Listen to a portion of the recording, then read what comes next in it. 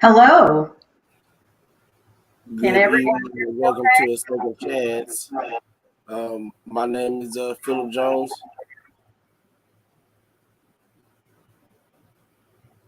And I'm Tafaro Cook, two-time kidney transplant recipient and founder of Kidney Care Coaches, where we coach people with stage 3 to stage 5 kidney disease. If you or you know someone who has kidney disease and needs to be coached for better outcomes, please reach out to us at kidneycarecoaches.com. Hey, great Sunday, everybody. I'm Bella Langston, and I am a 17-year kidney transplant recipient. And I also host my own podcast, which is called Bella's Hope for Healing. And I just want to first say thank you guys to Faro and Phil for having me on your show as a co-host. I love your show. And of course, you know, I'm very supportive of it. And happy African American Month to everybody. See, I'm repping in my colors, you know. I know that's right. I know that's Yeah, right. yeah. In fact, I just had a really great guest on my show, an icon. But I am just really happy to be here. As much as we may share our story, it never gets old, you know, and that's a good thing. I used to feel like, oh gosh, I'm going to tell my story again. But one thing that I learned is it continues to help keep me humble and grateful, of course. So I want to share a little bit with your audience about my journey with kidney disease and how it began. I am originally from Chicago, Illinois. I now reside in Tampa, Florida. I moved here in 2015 after I retired as a Chicago police officer from the Chicago Police Department in 2014 after almost 22 years of service. Woo! Thank you, Lord, for seeing me through that. However, I'm the mom of 2 adult children. Very wonderful, successful children, Brian and Ashley. My son is the CFO of his organization, Chief Financial Officer, and my daughter is in her last 4 months of law school. So we're about to have an attorney in the family, which is really a blessing. I was a single mom for majority of their latter part of their life. And I'm just really humbled by the fact that God gave me the strength, despite my shortcomings with my illness, to raise 2 great successful kids, and with the help of family backing me up.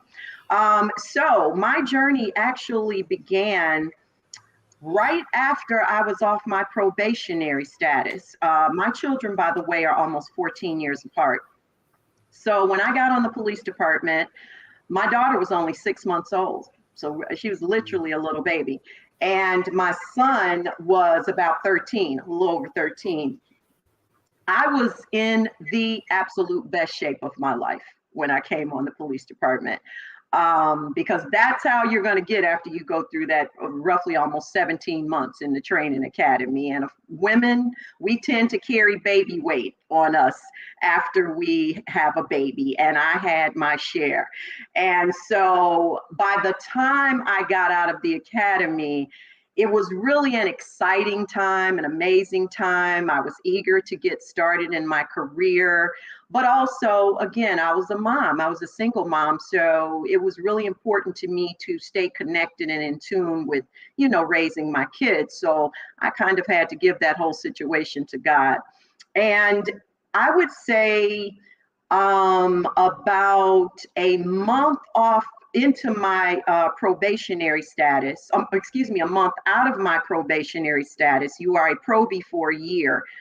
I was out of town celebrating my birthday and with friends in Wisconsin Dells, and all of a sudden I just got really, really sick. Some of the things I was experiencing was like frequent urination, but with very little output. I was extremely, extremely fatigued. And I associated it with the fact that I was slapped on midnights when I got on the job. My body didn't know anything about midnights. I was a banker hour girl, totally 9 to 5, before I came on the job.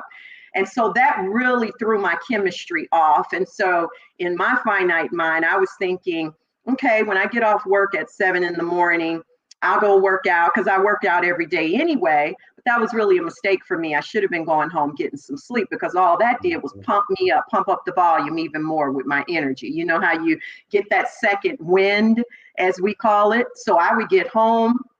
Of course, my little girl was up. My grandparents were keeping her while I was at work, and she want to play, and I'd play with her. And I found myself not actually getting in bed to rest until about 6 o'clock, at 5 or 6 o'clock in the evening. Had to be right back up by 10 to be at roll call by 11. And so I associated it with that, just not resting enough. However, by the time we got to Wisconsin Dells, everything that I was experiencing had not only amplified, but also some additional things. I had the worst headache I've ever had in my life. I wasn't a person that got a lot of headaches. I was rather nauseous, a little lethargic. So these were things I didn't really understand. I could have understood the fatigue and even the headache, because I wasn't really eating properly. I was kind of skipping meals. So they were like, just chill, we're going to make dinner. We had this beautiful resort, and they said, go on and lay down. We'll start our day tomorrow, because it was going to be for the weekend. But by the next morning, I was up and down all night, going to the bathroom, up and down, up and down. Everybody else is knocked out. And by the next morning, I had to wake them up and say, you guys, I'm sick. I don't know what it is. I'm throwing up now. I want to get out of here. I can't stay here. I'm going to have to go. I need you to take me back. And they were like, oh my God, okay, well, let us grab everything, check this out. We'll take you to the hospital. I'm like, no, take me back to Chicago. And so that was about a 3-hour drive. Okay. We stopped for gas. About a half hour later, they're concerned, I go in the restroom, come out, get back in the car. As we're driving, probably it might have been some of these things I found out after the fact, because I wasn't clocking all this at that time. Somebody said, where's your purse? And I'm like, what? And they were like, your purse. You took your purse in the restroom with you. Where is it? And I was like, by then I had this kind of aura about me where I was feeling very agitated. I couldn't explain it. I didn't want to really talk to anyone. It was the weirdest thing I had ever experienced in my life, because that was so not my personality. And I said, I don't know, and I don't care. That's what I remember saying, right? And they said, wait, didn't you have your weapon in your purse? Because they were police officer too. I didn't say a word. I just felt the car do a fast U-turn, cross over, I guess, the highway and go back. I found out later, sure enough, there was my purse in the stall next to the toilet. My gun was in it, my service weapon. I had probably about $200 in cash in it, my badge, ID. I would have been in a lot of trouble, okay? Not to mention if someone had taken, my weapon and things like that and committed a crime. So that was a big concern for everyone. So anyway, we're rolling again. And I dozed off to sleep. And I remember when I woke up, you know how if you laying back, and I started blinking a lot, and I'm a contact lens wearer. I am totally nearsighted. I have been since the 7th grade. And if I don't have my lenses in, I have to wear, my glasses. And so I kept blinking because my vision wasn't clear. And when I wear my contacts, I'm 20/20 all day long. So I'm blinking and I go, where's my glasses? Give me my glasses. Because I'm thinking I must have had them on and they fell on the floor or something. And they were like, you didn't wear your glasses. You didn't have your glasses on. I remember you put you had contacts on. And I'm like, what? No, I must have had them on because I can't see. I cannot see. And maybe in the snap of a finger, guys, my vision completely left at that point. I was literally blind. And I said, oh my God, I can't see. I'm freaking out. I'm blind. And you know how somebody will go, how many fingers am I holding up? I'm like, I don't know. I can't see. Don't laugh too far. How many fingers am I holding up? And of course, I'm like, how the hell should I know? I can't see. And I just remember that gas gunning, right? And just zooming all the way to Chicago, about an hour away. And I can't really say, I mean, people are generally, when they're smart, like, her person I was with, they're going to engage in conversation with you continually, because it's obvious I'm very, very sick, something going on. And I just remember being pulled out of the car. And I'm screaming because that headache is so excruciating now. I literally felt like my head was about to burst. And I felt the blood pressure cuff go on my arm, and they're talking to them, telling them everything that was going on. And so here they come talking to me, and they're asking you all your stats. And when you feel in some kind of way, I know those are questions that have to be asked, but you just like, look, just help me with this situation. Stop asking me about my family freaking history. And this is what I'm thinking. So I'm telling them as much as I can, because at this point I'm very anxious and I'm in a lot of pain. And so she said, okay, you're going to be fine. This is what we're going to do. Oh, by the way, my blood pressure was at about 190 over like 100 or something, 100 and something. Literally, they told my family later that had I gotten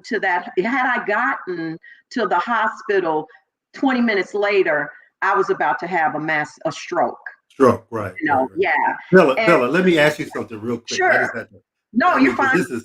This is an amazing story. And I apologize for laughing, but the way you said it was so funny. That's okay. That's okay. All right. The first question I have before you go on is, your kids being, 6 months and 13. How did they feel when you were going through this process?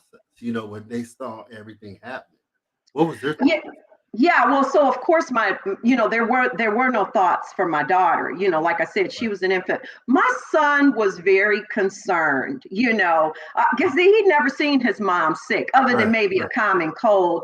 And again, you see your mom go from just being the plump mom because of the baby, and within 7 months, I'm You're Superwoman.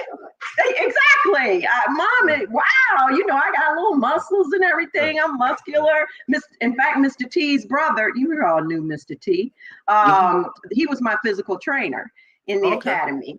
He was a police officer. And so he was hard on me. So my son didn't quite understand, well, what's wrong with mom? What are you saying? What's going on? Is she going to be okay? So that's what he was thinking. Yeah.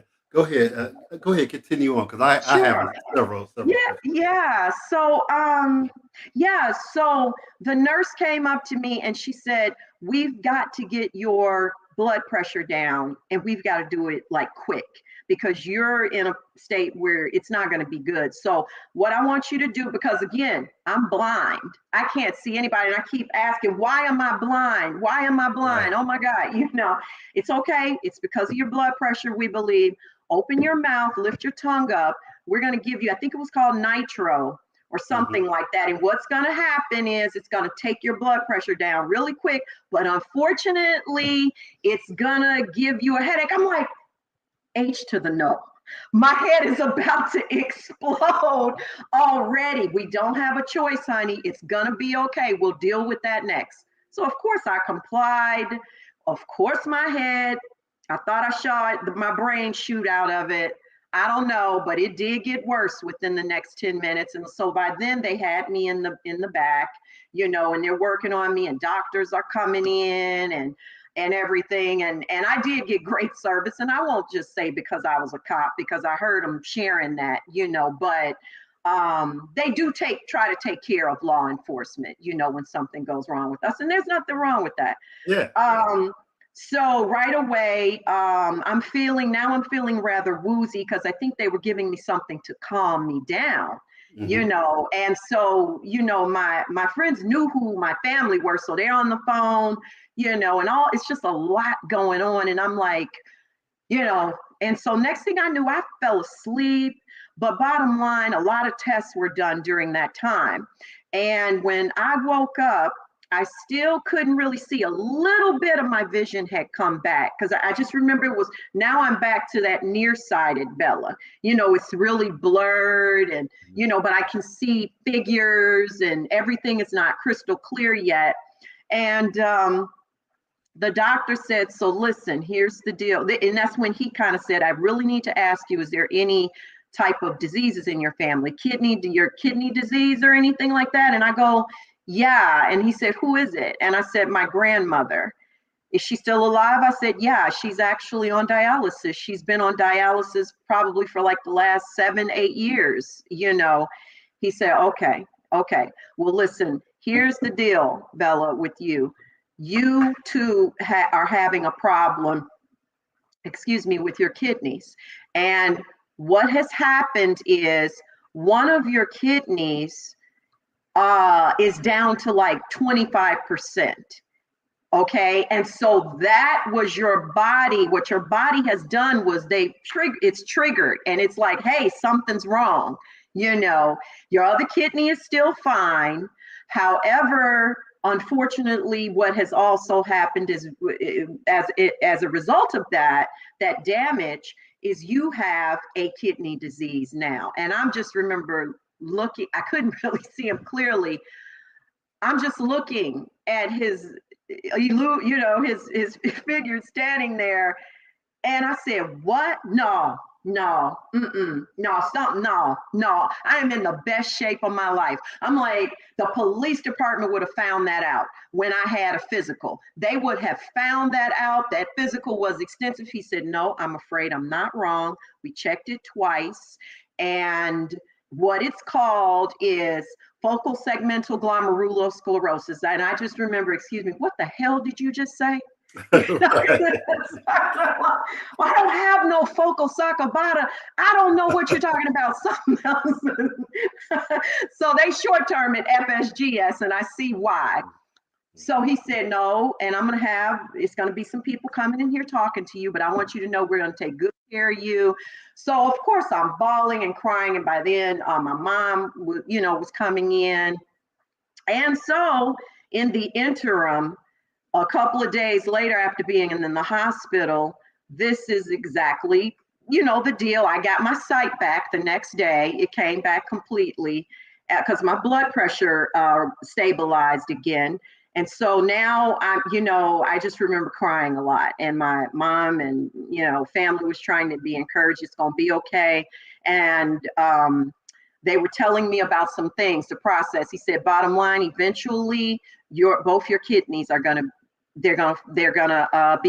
dissolve pretty much. Go ahead. Bella, let me ask you another question real quick. You know, this is a pretty amazing story, but like the information you know now, did you recognize, like, was you retaining any fluid when you were going through the process of exercising and even going through the PD department, working out and everything? Was you retaining any fluid? Could you tell that your urine was foamy or anything like that? Was there Right, any I understand. No, definitely not any edema, which is pretty much what you're talking about. Right.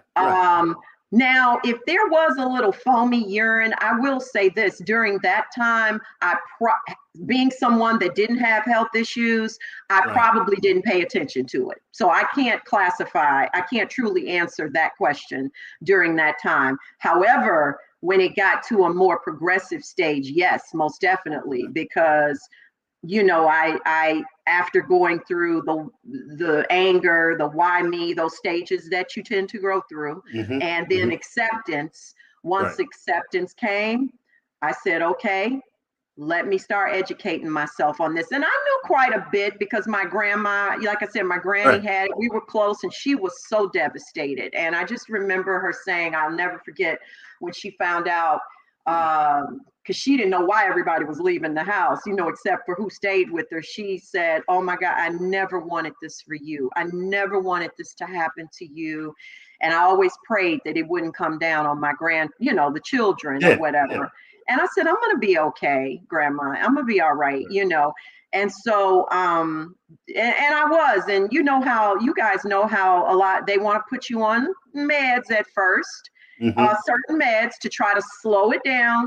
One of which is what? That little nasty. There you go. There you go. And I remember nasty side effects, and it tastes nasty. Girl, I know. And here's the thing about it. I was not as knowledgeable in it back then. That I knew of it because of other people I knew that had been on it, and I saw what it did. And I go, wait, is that steroid that blows people up and makes them look like a big balloon? That was so wrong to say it like that, but that was me back then, Right. And they go, well, yeah, you will gain some weight, but we'll rewrite. I said, no, I'm not taking that. I am a cop. I cannot be running around chasing nobody like the Goodyear blimp. I'm not taking it. Tell me what I can do or should do in lieu of taking that.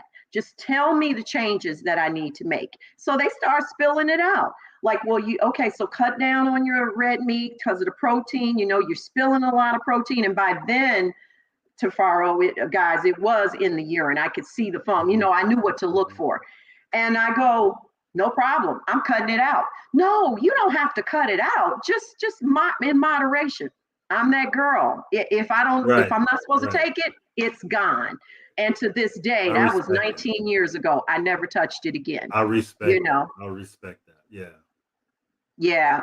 And so I made lifestyle changes with regard to eating because it wasn't physical changes required because I was in great shape. I continued to work out. I continued to be a Chicago police officer in full capacity. I didn't share it with a whole lot of people. For one, I didn't want any sympathy, and I didn't want to be questioned about, is it, by our medical section, is this going to be, I'm that person, let's deal with it when it needs to be dealt with, and that wasn't the time. If it wasn't impeding my job in any way, and my doctor said, well, you could see, just be careful, of course, and when I did made those changes, and just went on with my life, guys, because as I was sharing on my show earlier, I know that, and knew then, because that's just my personality, everything is about state of mind. And I made up in my mind that it wasn't going to beat me. I wasn't going to give into it. I wasn't going to allow it to change who I was. And I will deal with these things as we get, as it progresses along. And so it progressed about 8 years later to the point where everything that was going on with the symptoms, because those had went away for almost 8 years. Wow, that's Then, awesome. yeah. Then they started slowly coming back. The more frequent urination again, the headaches, the nausea. Okay, so they were having me get labs more frequently again. Let me ask you a question. Sure. Real quick. Sure. So, I want everybody out there to know this. So with diet and nutrition, you stayed healthy for 8 years, still in the full capacity of the Chicago Police Department, doing Correct. everything and a mother of two. Now that to me, that's amazing right there, because we don't see too many people, slow the progression for 8 years. Yeah. Doing the right things, and I commend you for that, because Thank you. that's what I'm talking about, where you took the bull by the horns, like, okay, I'm gonna handle this. And the good thing was you were already in shape, and that's wonderful too. But let me ask you this question. Yes.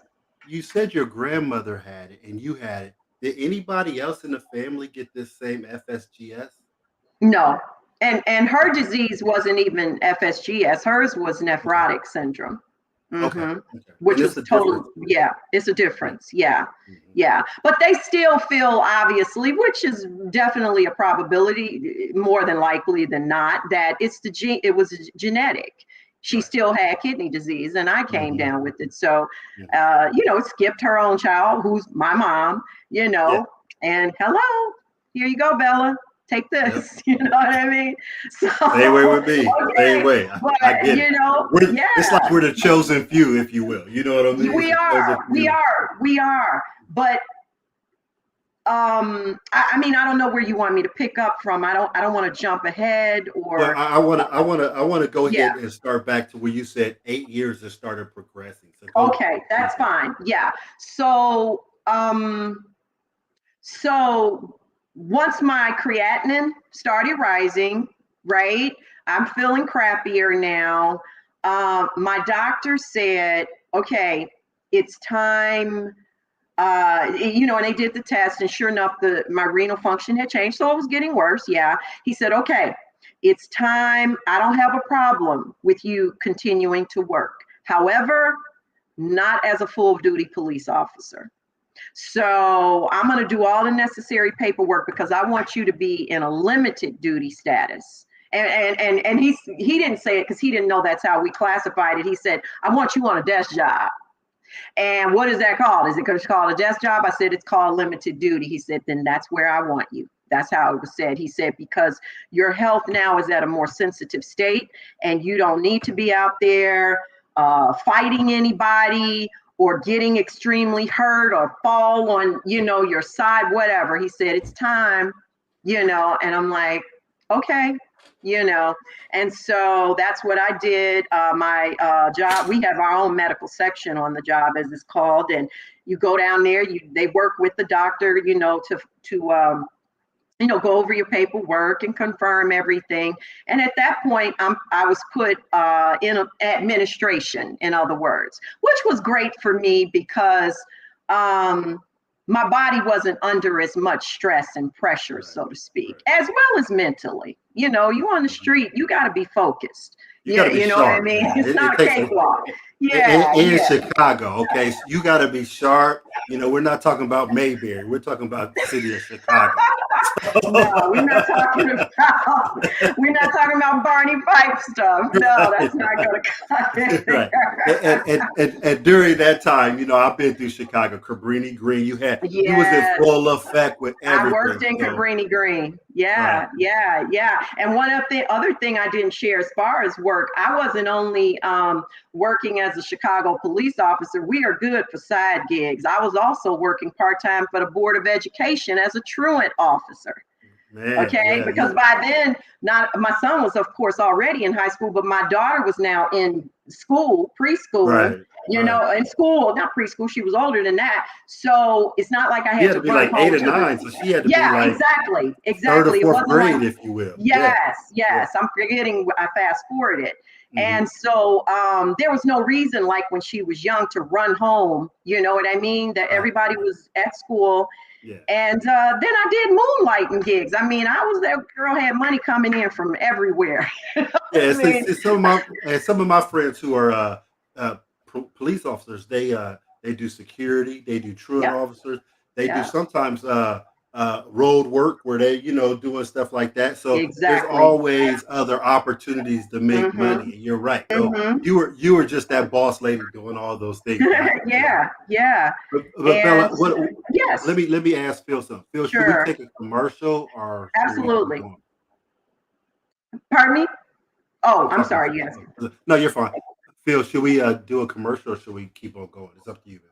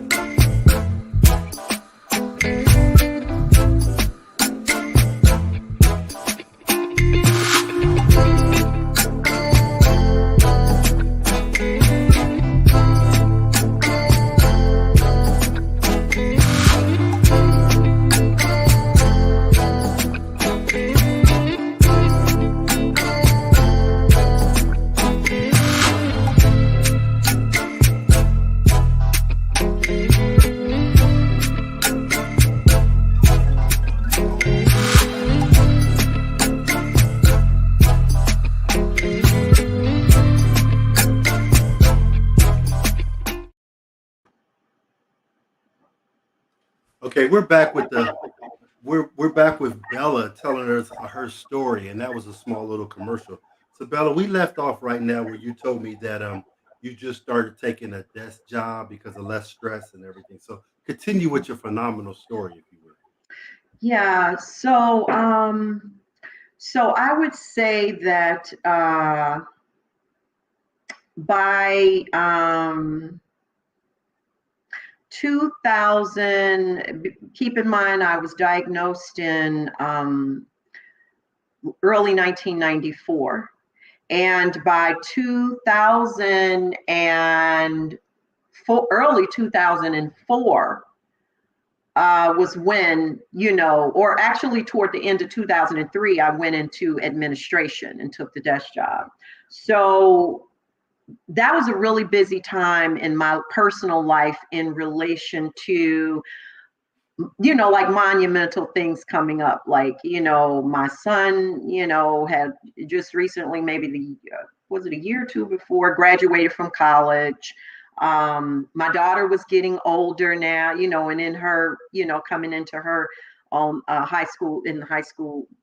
high school. And what else? That's not correct. That's incorrect. She was still younger than that because she was not able to be a donor because she was under 18. So, Okay. When you're under 18, you can't be a donor. Mhm. But yeah, my son was getting ready to get married, is what the monumental moment was. Right. And for probably the entire early part of 2004, it was time. I was on. They put me on the donor list with UNOS. Mhm. Yeah. And I knew then, and back then, even in Illinois, it was 5, almost 6 years. Yeah. Waiting list. But I did, praise God, have some potential donors that stepped up, at least 4. Wow. One of which, at least 4, one of which was my son, of course. And so the process with that. They got to go do all the testing and everything that they do. And then they start ruling out the process of elimination, if there is a process of elimination, which unfortunately there was. At that time, the hospital that I was with, I should say, was the University of Chicago, which is also a monumental hospital for transplantation. Right. And unfortunately, my son was ruled. I was really hoping it was going to be my son because he was my son. You know what I mean? Right. But he got ruled out because we didn't have as close of an antigen match, I believe was it the deal. That always freaked everybody out because they're like, that's crazy, but that's your child. I'm like, guys, you gotta, this goes deeper than just. It does. It does. DNA. It goes better. Yeah. Right. Right. This goes deeper than that. I understand that. I know what they meant, And, of course he was like, I'm sorry. I'm like, no, there's nothing for you to be sorry about, son. It's not meant to be. And I kind of felt relieved too, because he, was just getting into his career and about to get married, you know what I mean? And so I didn't want him to have that downtime of recovery and just getting started in his career after getting his newer career after getting his master's degree. Right. And so, so then the others were ruled out, but the one that was most difficult, before I get into how I came about getting the kidney, was a cousin-in-law, a wife of a cousin of mine, who insisted on wanting to be a donor. She wanted to donate. And we were really good friends. You know what I mean? She's a beautiful person. And she had a good heart, to really want to do that. Right. So she insisted on wanting to do that. I said, are you sure? Are you sure? She goes, absolutely. And she was actually an employee at the hospital. So I go, okay. So, everybody's really happy about that. And I should also say at that time, the Discovery Health Channel was following my story. I had been on the news, and, I had a friend that's an anchor a retired anchor now back in Chicago. And he came out to my house and interviewed, we were on his show, me, him, and my son. And the newspaper, how everybody found out at work, finally. Now, again, I got diagnosed all those years back. Most people didn't know it that I worked with, because the only people that knew it was my commanders. And, he was amazing. And, I said, Lou, that's what we call LT. I didn't share this with everybody. He said, it's already done. Say no more, so that meant it's not going anywhere past me. Right. So because I did not, I'm sorry, So when it came out in the newspaper, it was a health writer there that wanted to do a big article in the Sunday Sun Times on unique stories of transplantation. And this is the same way that I came about getting, or I should say, the Discovery Health Channel got with me. They went to my doctor, my nephrologist, who was also the chief of nephrology there, and they asked her, do you have any stories that are like really interesting? Like, the person, they were explaining to her what they were kind of looking for. Audrey Bella Langston, and they were like, who is she? She's a Chicago cop, a single mom, 2 kids, got stricken, da-da-da. They said, oh, she's perfect. Can we have her number? And so that's how that started. And they would follow me filming to my doctor's appointments, just like we see on the Discovery Health Channel. And then that article was done in the newspaper. Jim Ritter, that was his name. And he came to my home, took photos, and just all kind of things that they do.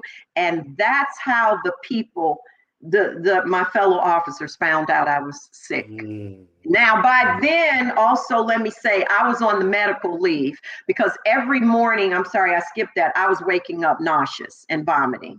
So my doctor said, no, that's it. I want you on complete medical leave now. But I had started dialysis. Big one. Okay. I started dialysis.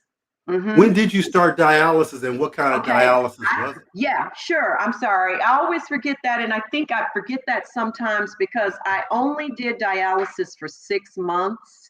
Okay. So in comparison to how long many people are on dialysis, I have to apologize for that because it is a big deal. But I think in my finite mind, things were happening so fast. Right. And I was on dialysis 6 months before my transplant. So this would have been in like maybe April of 2004. My nephrologist said, Audrey, I want you to go enjoy your son's wedding. Because I know this is a really big thing for the family and I know how excited you are. But sweetie, your numbers are getting off the chart. And here's the thing. I do not want you to wake up one day and be so sick you can't get out of bed. Right. And she said, she started saying, when this kidney comes, I don't want you so sick that you can't receive it. Yes. So we need to get you started on some dialysis. And I said, okay. And that's exactly what I did. I went and his wedding was going to be 2 months later or something like that. And I got started on my dialysis and I was in the process of doing hemo. They did, the vascular doctor did the procedure for a fistula. Mm-hmm.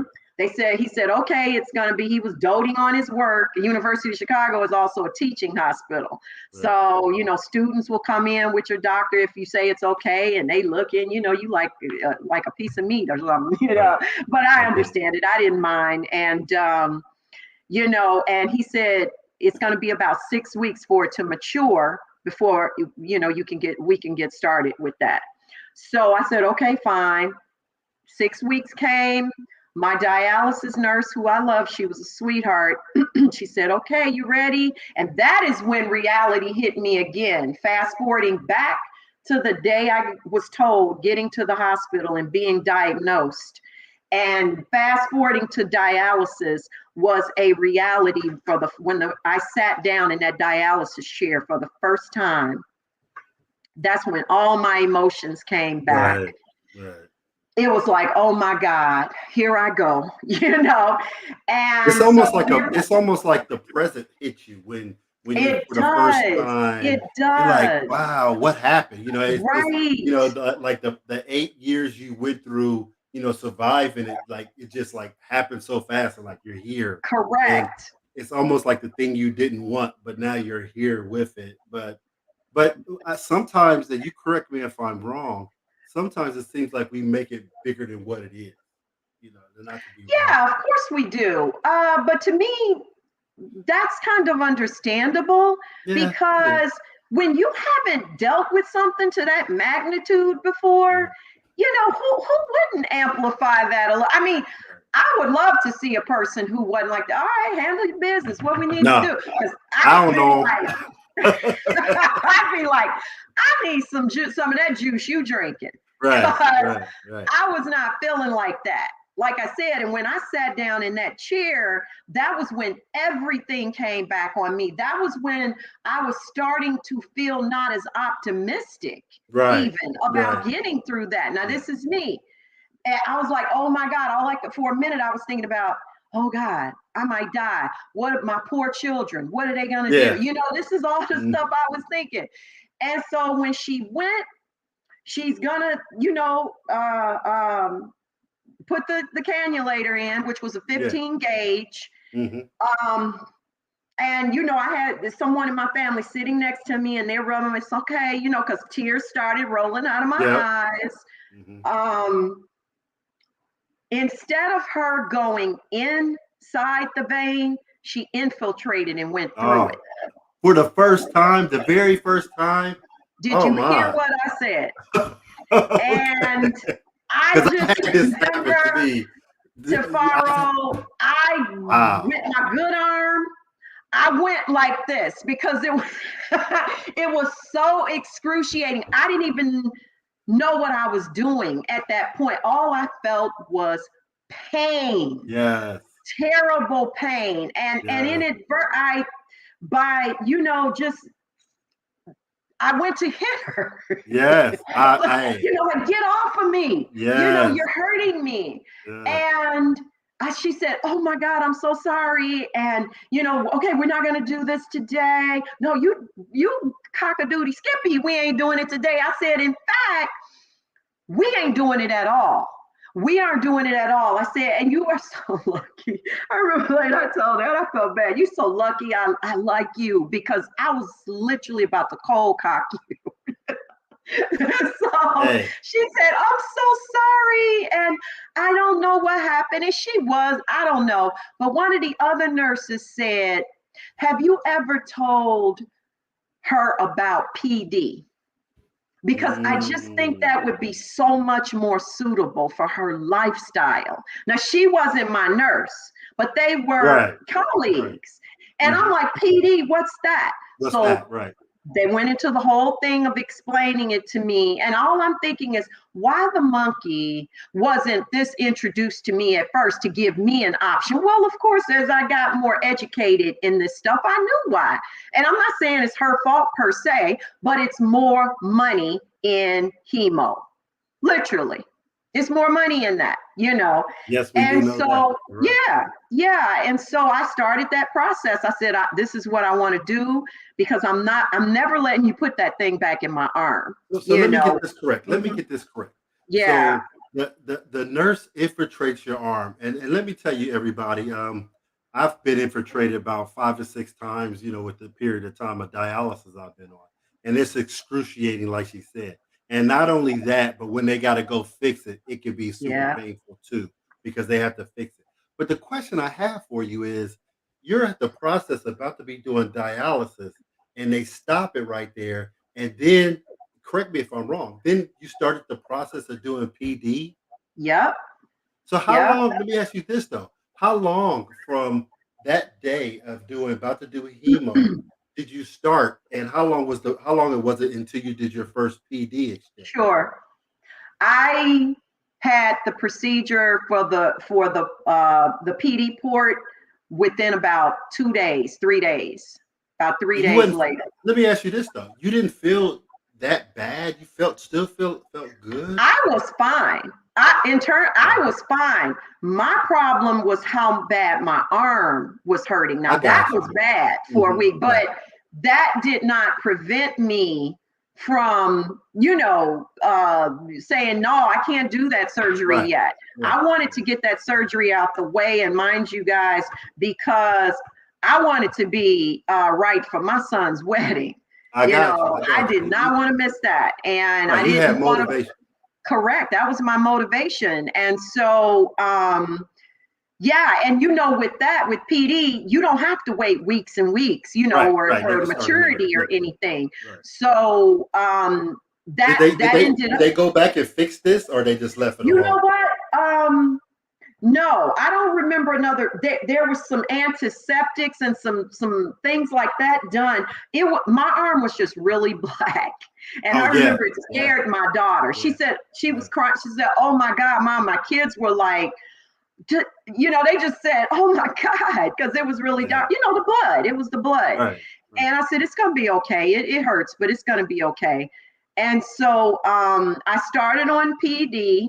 Well, and I don't know about other places, but back in Illinois, they had to come out to my home. They want to see where you live, Yep, that's how they do it. how Hmm. clean your place Hmm. is, Hmm. your space for all those Yep, supplies that yep. Baxter is going to bring every week. And I was living in a home, like a 4-bedroom home, 3 levels. So I had more than enough room. And Right. I'm a very neat person anyway. So Hmm. they're like, okay, girl, yeah, you good to go. We bringing this stuff out here.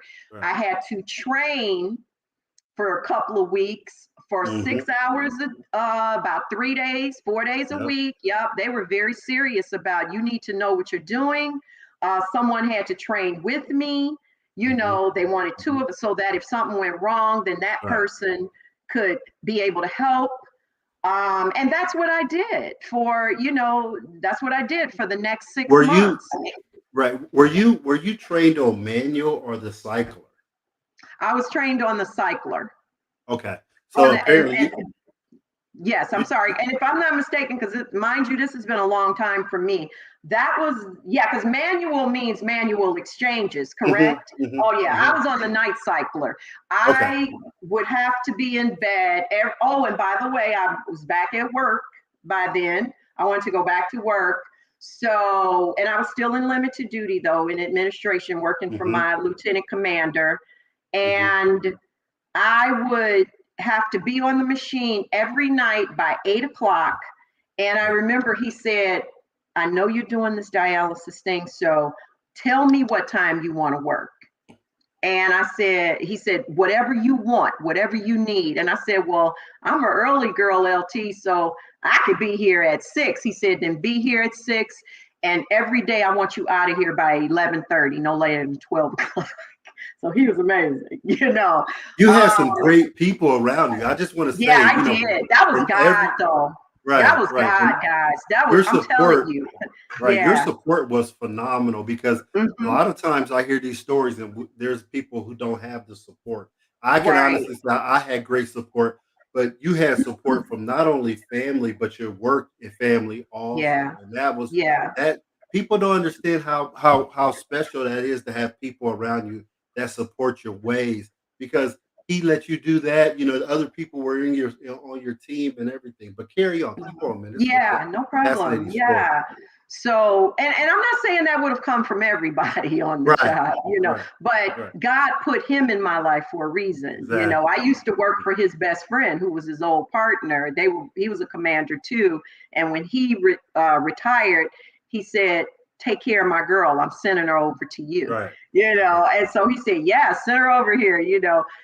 So yeah, that was definitely God blessing me. And so he said, because I know you got to go home and take care of your daughter and make dinner. And so by 8 o'clock, I had to be on that machine. Everything shut down. And once you're on it, you're on it. That's And it. my doctor would say, don't come off that machine unless it's an emergency. If you just have to, because it's too much risk for contamination, you do That's it. not want to get peritonitis. you Did you know, ever get peritonitis? Let me ask you never, that. never. Good, Mm-mm. good. That's I was surgical with that too, right. man. And I that's one mean, thing I could give. Like, what's one thing I do like about the cycler opposed to manual? When I did manual, I had to do 5 exchanges a day. So that's 5 times that you're taking the risk of getting mm-hmm, peritonitis. mm-hmm, Opposed to the cycler, you just hook up and then once you're done, you're off. You know what correct. I'm saying? So I do like Right. that process. But keep on going with your story. Yeah. So 8 o'clock, 8 p.m. Um, And my room, my family, my room was set up very convenient, fridge in there, everything, micro, so that if I wanted something, I didn't have to leave the room. And the Right. court was really, really long. And I had a master bath, in my bedroom too. And I would cycle through the night until, I'm looking at my clock, about 4:30 in the morning is when it would stop. They would go through I wanted to say it was either 2 or 3 of the big bags of the dialysate, and they'd be empty, because I bought a special shelf for all that stuff to sit on. And I'd take the tube off, clean it. There was somebody I found that makes the covers for it, that you put it in. I'd wrap it up real good, put my little special plastic tape stuff on it, jump in the shower, put on my uniform, and go to work every day, the whole time, the whole 6 months.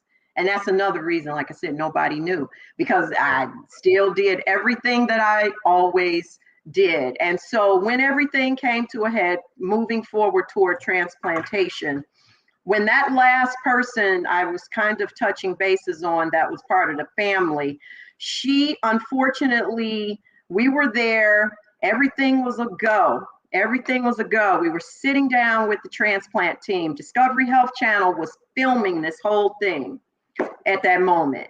We're happy and excited, and she worked in the building, so I'm waiting for her to come downstairs, and she was past her schedule for when she was supposed to come down. So I'm like, okay, that's weird. And my aunt was there with me. She said, well, she's here today, right? I go, oh yeah, talk to her, a couple of times.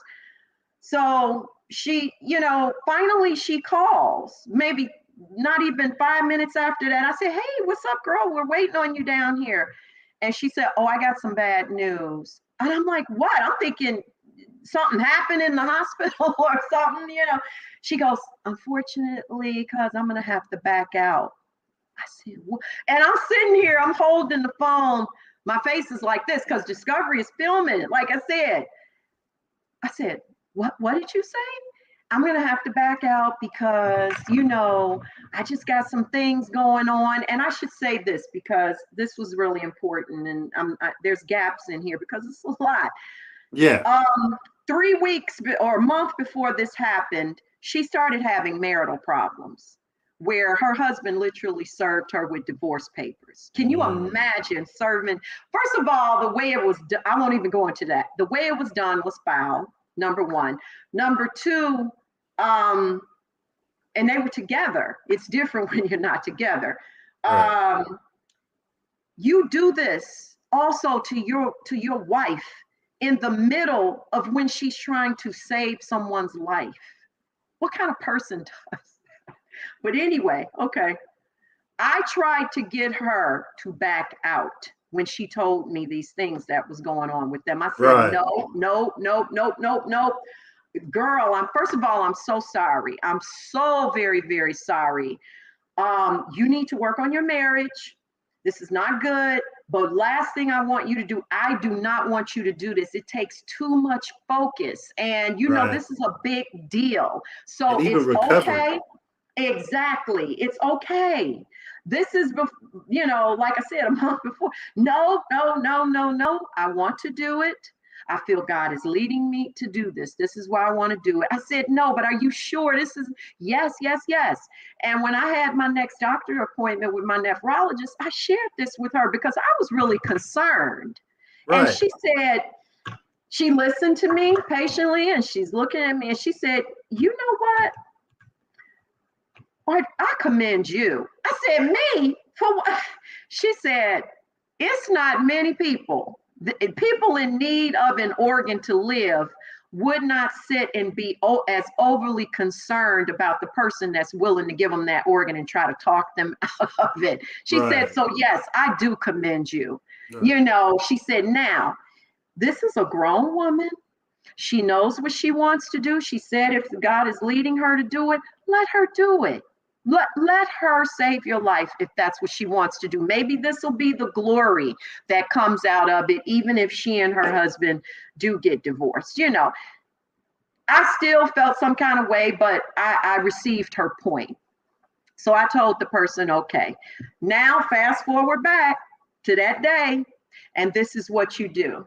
And you say it's for financial reasons because you can't stop working because your mom needs some financial help. I kind of knew a lot of the family things, things like that. But it wasn't for me to judge her.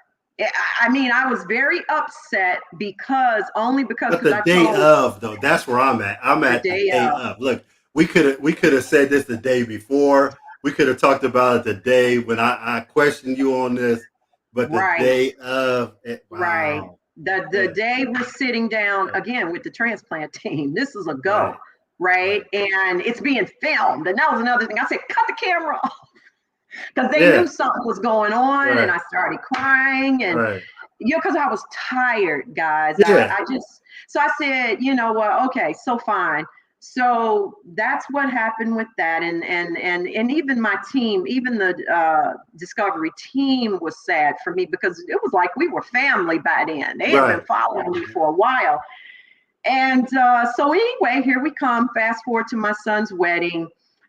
Now, my godson Roger did not live in Illinois. He was finishing up his master's degree in Tennessee. Okay. He came in because he was my son's best man. My son had a really big wedding and a big wedding party.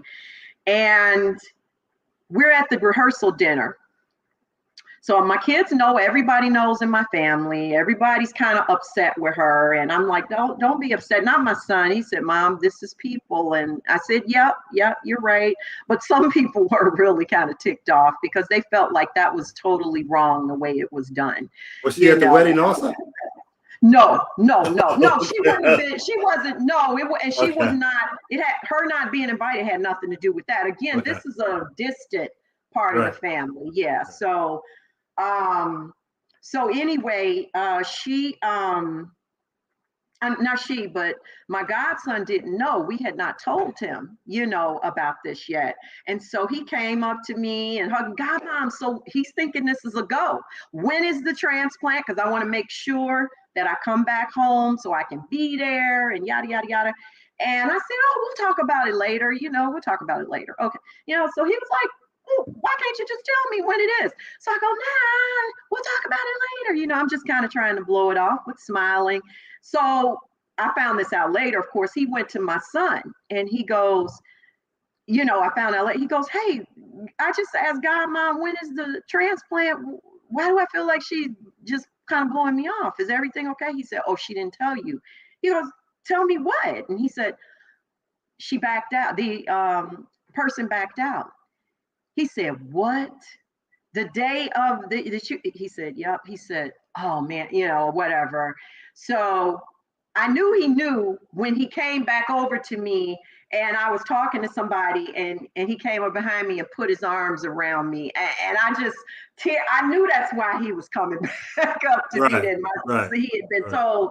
And he said, God, Mom, I'm so sorry. I'm so sorry. Tears. I said, it's okay. It's okay. I'm gonna be okay. And he said, I'm going to get tested while I'm home before I go back. I said, oh, no, you're not. Nope, I'm going to go on dialysis. It's going to be all right. He said, I'm going to get tested. And he's like that. He went and got tested. And he was a great match, like about 7 antigen match, excellent Mm. match. And you know how everybody gets their own nephrologist. Well, the same nephrologist he got, 2 of my other people got, because they don't to send them to yours, Right. conflict of interest, so to speak. That same doctor, after he goes through all this testing, rules him out. Now, this kid was 25, never smoked, didn't drink, vegetarian. He ruled him out because his calcium level was a fraction of a point over the acceptable. And I went to my doctor and I went off. I said, I need to see him. And I asked him, have I wronged you in your life? Am I somebody? Do I remind you of somebody? I said, he's like, why? What do you mean? I go, you've ruled out 3 of my people, 2 of my people, and this one is as healthy as an ox. Why?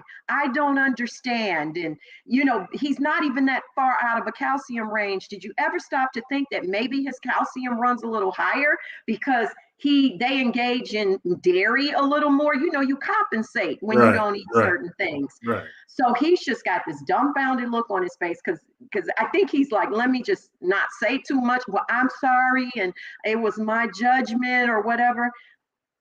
So my doctor talked to me after and told me, unfortunately, I can't overrule him. I wish I could. I don't agree with it.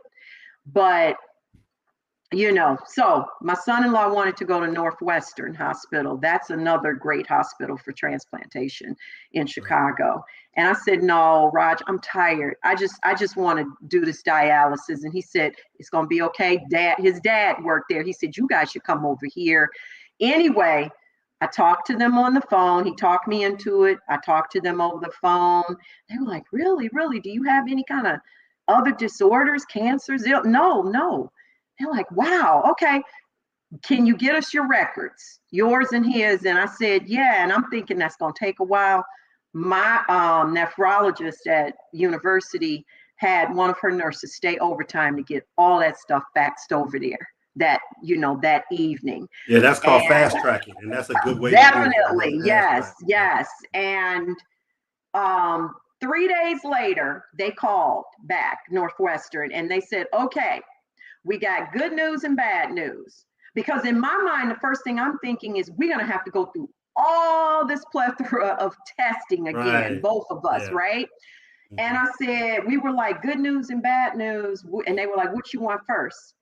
And we was like, well, the good news. Well, the good news is we've gone over all your records, your labs. You are both excellent candidates for this transplant. Audrey, you are an excellent candidate as a recipient. And Roger, you are definitely an excellent candidate as a donor. And we're just screaming, we're like, oh my God. And we were like, well, wait, what's the bad news? Oh, the bad news is we can't get you in until next Friday for the transplant. And we were just like, bad news. Not even a whole week later. It was about 4 days, It was just so amazing. And so we went in the hospital March 4th of 2005 for that transplant, which was a Friday. And I think we had to be there like 4 a.m. Roger went home the next day on the 5th. The transplant went really well, by the way. They came out, as I found out later, and told my family, they were like, oh God, are they okay? Is everything okay? How are they doing? They're great. Roger's great. He's in recovery. Audrey took the kidney. We connected, started working right away. We just had one problem. There is one issue. And, my people are like, what?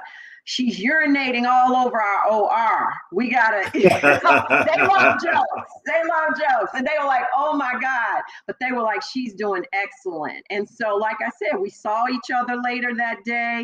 He was in more pain than me. I was already up walking the hall. Right. I was up already for my first walk. And on the 5th, he went home that Saturday. And I went home that Sunday, which was also that day, my 43rd birthday. Awesome. Now, remember when I said I got diagnosed and sick on the weekend of my birthday? That sure did. Fast forward all those years later, up to 2005. That was in 1994. I got diagnosed.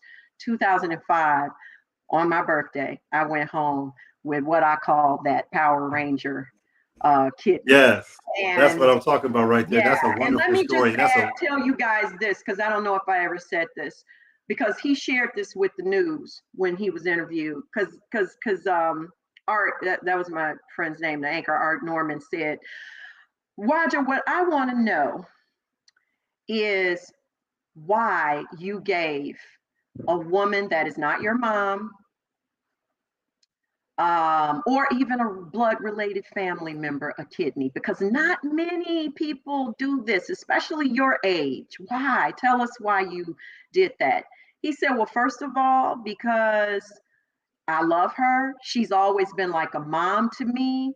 Her son, we were best friends all right out of grammar school, all through high school. I was over there every weekend. She always made me what I asked for, chocolate cake and chili. That's what he would want. She would let us go and hang out in her car. She had this red Grand Prix. And I don't want to see my friend and his sister without their mom. And so if it means me giving up a kidney to save her life, that is nothing to me, because also he worked as a teenager part-time for the National Kidney Foundation of Illinois. So he knew all about organ donation as a young kid. Right. Amazing. That's amazing. And so here we are. Actually, I'll be at 17 years in a couple of weeks. March 4th, it'll be my 17th year. Roger is great. He is healthy. He actually stayed at our home for recovery for 6 weeks. He was in the process of he had graduated. He was getting ready to move to Atlanta. He was taking a career there. He teaches college English. He's a broker, has his own broker business. He owns an Airbnb.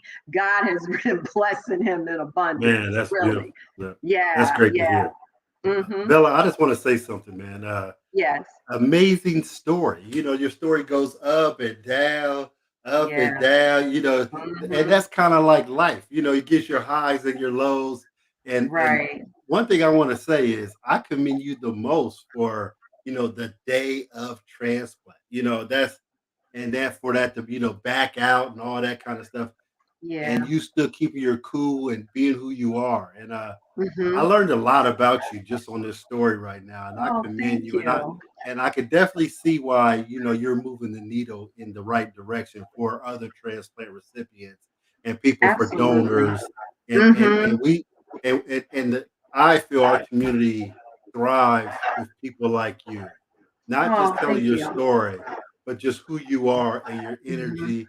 I could tell people will gravitate towards you and want to support you because they know you got their back too. And that's a beautiful thing. And they know that you were going to be exceptional with a transplant and help others like we paying it forward. And that's why people don't mind helping you because your affectionate energy. And thank you so much for sharing your story.